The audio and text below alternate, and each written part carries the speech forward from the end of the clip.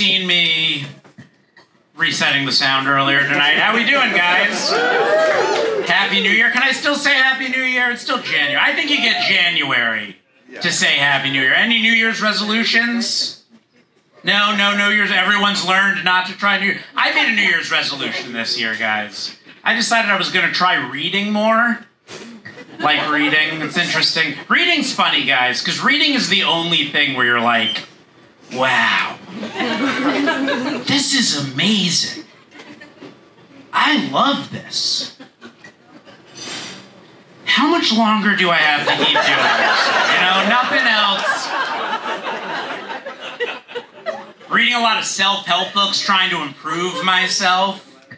Recently read a book called The Power of Now. Anybody familiar with The Power? Great book, guys, all about letting go of the past and living in the moment. And I can't tell you how much the book has helped me to stop thinking about my last failed relationship and instead focused all of my attention onto what she's doing right now.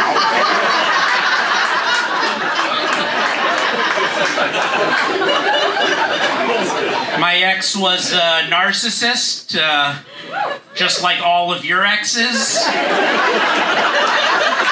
What is it with everyone in LA's ex being a narcissist? It's crazy. Talk to anyone who just got dumped. They're like, ugh, my ex was a narcissist. Do you guys even know what a narcissist is? A narcissist is someone who thinks they're the greatest person on earth. So I think you thinking someone who thinks they're the greatest person on earth wanted to date you sounds pretty narcissistic to me. I'm not gonna lie, guys. How could they dump me, the second greatest person on earth? Just so you know, I'm not too narcissistic. Mine was a narcissist, though. She was definitely, like, we haven't spoken in 2 years, but she keeps doing crazy shit on Instagram to try and get my attention. For example, 2 weeks ago, she posted a picture of her getting engaged. It's like, get over me, bitch. It's over. Move on with your life. Jesus. Obsessed. I had to find out on my burner account because she blocked me for attention. Fucking psychos.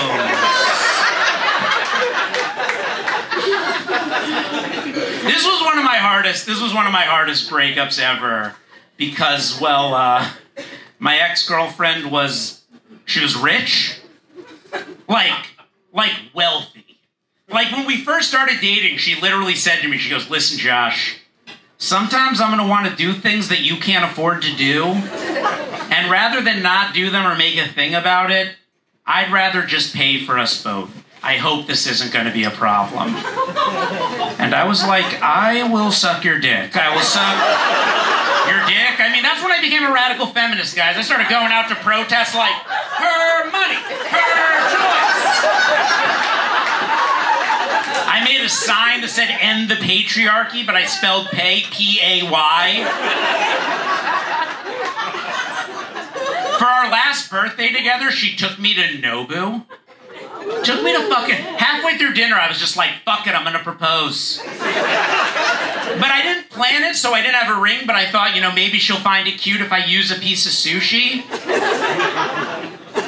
Not impressed, guys. She was like, Josh, an engagement ring is supposed to be 3 months' salary. I was like, this is 3 months' salary.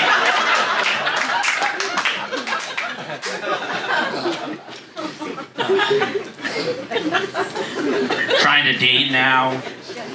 It's hard. It's hard. Starting over is tough. You people are crazy.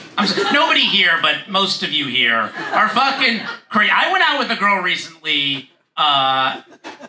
First off, we went out because she liked a picture. I liked a picture of her dog on Hinge. And on the date, first thing she says to me, she goes, so, are you a dog person? To which I go, I love dogs. I grew up with pet dogs. I actually have 2 pet cats now. And she goes, oh. And I'm like, why? Are you allergic to cats? And she goes, no, it's just... Well, it's just that dogs are Democrats and cats are Republicans. What? What kind of bad batshit crazy thing is that to say on a first date?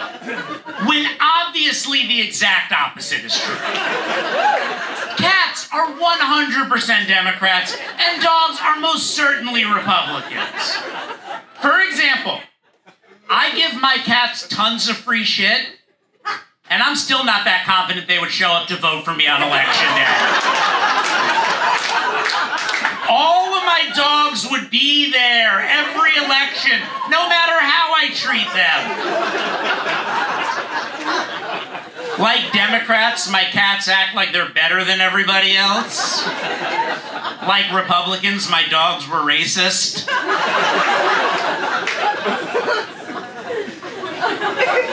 Dogs become cops.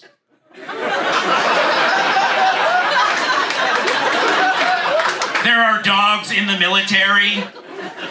When's the last time anyone here ever saw a cat enlisted to do shit? Plus, you ever try to pet a cat that isn't yours? They're all like, rape!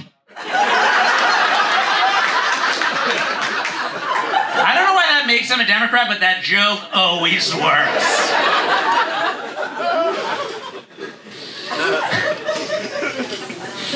My parents, they really want me to date a Jewish girl. That's their dream for me. Marry a nice Jewish girl, give them nice Jewish grandkids. So they went ahead themselves and signed me up for this Jewish dating app called J-Date. Anyone here familiar? Jewish dating app, guys, but get this. You don't actually have to be Jewish to be on J-Date. Yep. Yeah, when you sign up, you're allowed to sign up as a Jew or as a gold digger. They give you both options. Here's the thing, guys. You know, it's like I'm getting older now. I'm almost 39. A lot of my friends are married. Some of them are having kids already. But I think what scares me the most is seeing how many of my friends are settling. Because at the end of the day, guys, I really don't want to settle.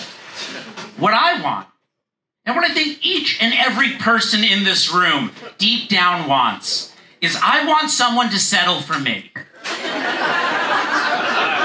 You know, I want someone to wake up in the morning, see me lying there next to them in bed and think, I could have done better. Because at the end of the day, if the person you're with thinks the person they're with is a big loser, who's the real winner? Am I right? And I'm not as shallow as I sound. I just want a woman who's as attractive as my mother convinced me I am. That's all. She doesn't need to be a model. She needs to be a fucking supermodel, guys. Which leads me to a true story. None of you guys are going to believe this, but I swear to God, it's 100% the truth. About a year ago, I was doing a comedy show, crushing, obviously. In the audience was a tall, blonde supermodel who came up to me after the show and said, hey, I thought you were really funny, and I know that this sounds kind of strange, but I sort of have a thing for short, balding Jewish guys.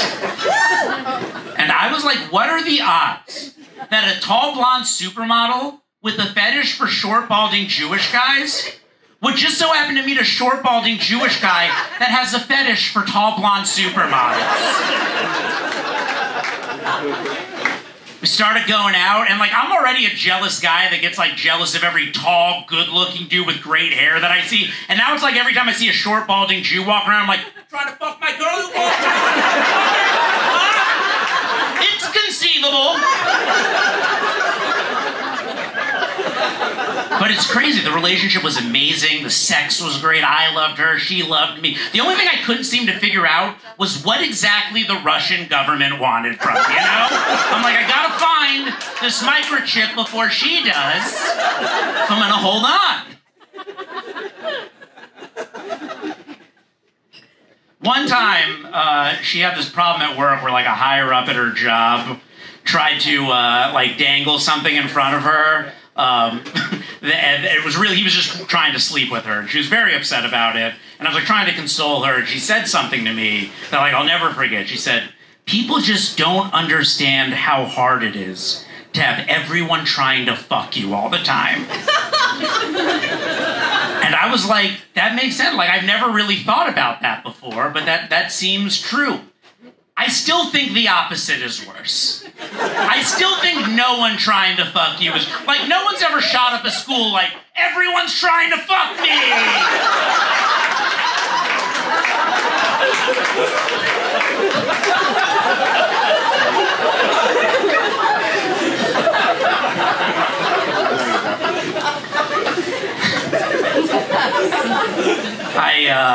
I recently flew to Baltimore with her to meet her fake Russian actor parents. And when we got to her house, first thing her mother said when she saw us was, "Oh my God, you guys are like the Odd Couple." And she was like, "What the fuck does that mean, Mom?" And she goes, "I didn't say you were Beauty and the Beast." I called my mom and told her about it. First thing my mom says was, "How dare they call their daughter a beast?" Natalie is a beautiful woman. Thank you very much, guys. I've been Josh Edelman.